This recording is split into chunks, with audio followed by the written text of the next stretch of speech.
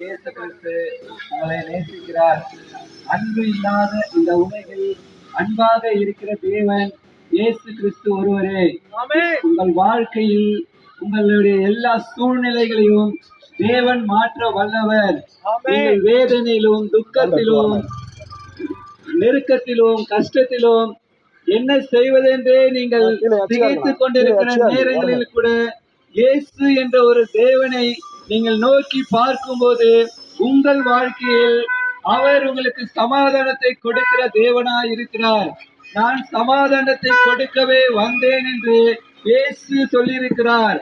நீங்கள் அந்த தேவா இயேசு கிறிஸ்துவை நீங்கள் நம்பினீர்களானால் உங்கள் வாழ்க்கையில் சமாதானத்தை தேவன் கொடுப்பார். என்னுடைய வாழ்க்கையிலும் தேவனாகிய கர்த்தர் வந்தது நிமித்தமாக அவருடைய அன்பு எனக்கு தெரியாதிருந்த காலத்திலே மிகவும் கஷ்டப்பட்டு வேதனைப்பட்டு கொண்டிருந்தேன்.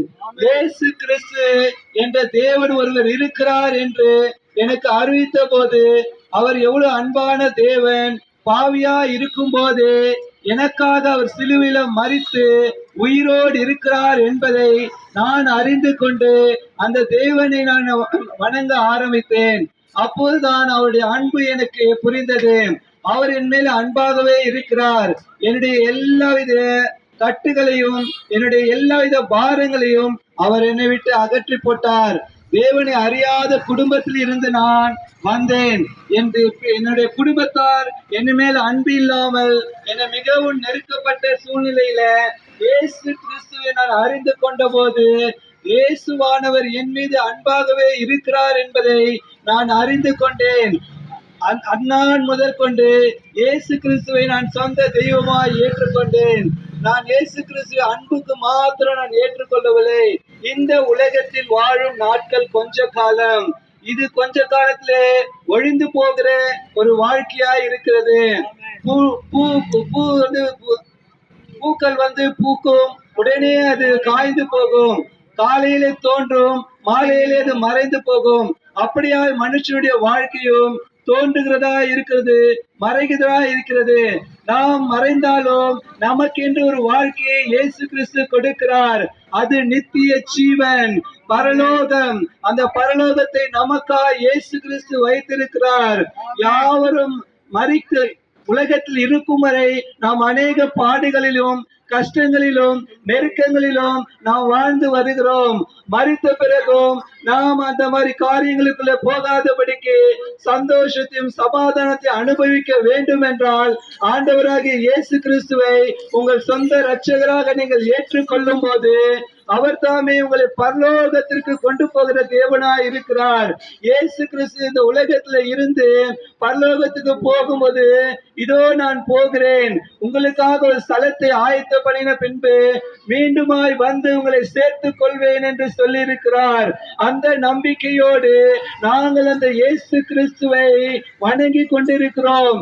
அவர் மீது நம்பிக்கையா இருக்கிறோம். நாங்கள் மரித்தாலும் பிழைப்போம் என்ற அந்த நம்பிக்கையோடு இயேசு கிறிஸ்து மீண்டுமாய் இந்த உலகத்திற்கு வந்து எங்களை மீண்டுமாய் கொண்டு போய் சேர்ப்பார். பரலோகம் என்ற இடம் அது சந்தோஷமும் சமாதானமும் நிறைந்த இடமா இருக்கிறது. அந்த இடத்திற்கு நீங்களும் வர வேண்டும் என்பதற்காகவே நாங்கள் இப்போது இந்த காரியங்களை சொல்லிக் கொண்டிருக்கிறோம். கர்த்தர் உங்களை ஆசீர்வதிக்கிற தேவனாய் இருக்கிறார். நோய்களில் இருந்து அவர் விடுதலை தருகிறவராய் இருக்கிறார். வேதம் சொல்லுகிறது, யாருக்கு துக்கம், யாருக்கு வேதனை, யாருக்கு சந்தோஷமின்மை, யார் இப்படிப்பட்ட காரியங்களில் ஈடுபடுகிறார்கள் என்று பார்க்கும்போது அநேகர் மதுக்கு அடிமையாகி குடித்து தன்னையே அழித்து கொண்டிருக்கிற ஜனங்கள் குடும்பத்துல சமாதானம் இல்லை, சந்தோஷம் இல்லை, சண்டைகள், துக்கம், வேதனை இருக்கிறது. இந்த காரியங்களுக்கு விடுதலை தர முடியும் என்றால் இயேசு கிறிஸ்துவால் மாத்திரமே முடியும். நீங்கள் இயேசு கிறிஸ்துவை நம்பினால் உங்கள் வாழ்க்கையில் அந்த சமாதானத்தையும் சந்தோஷத்தையும் ஆறுதலையும் நிம்மதியையும் உங்களுக்கு கொடுக்க இயேசு கிறிஸ்து வல்லவராய் இருக்கிறார். அந்த இயேசு கிறிஸ்துவை நீங்கள் ஏற்றுக்கொள்ளும் போது உங்கள் வாழ்க்கையில சந்தோஷத்தை அனுபவிப்பீர்கள். நாங்கள் இதை ஏன் சொல்லுகிறோம் என்றால், நாங்கள் அந்த சந்தோஷத்தை அடைந்து கொண்டிருக்கிறோம். எங்கள் குடும்பத்தில் சமாதானத்தை தேவன் கொடுத்திருக்கிறார். நீங்கள் அந்த சமாதானத்தில் சந்தோஷத்தை அடையணும். மரித்தாலும் நீங்கள் நரகத்துக்கு போய்விடாதபடிக்கு பரலோகம் போக வேண்டும் என்பதற்காகவே நாங்கள் இந்த ஒளிபொழிக்கின் மூலமாக உங்களுக்கு இந்த வார்த்தைகளை சொல்லிக் கொண்டிருக்கிறோம். தேவன் தாமே உங்களை ஆசீர்வதிப்பாராக.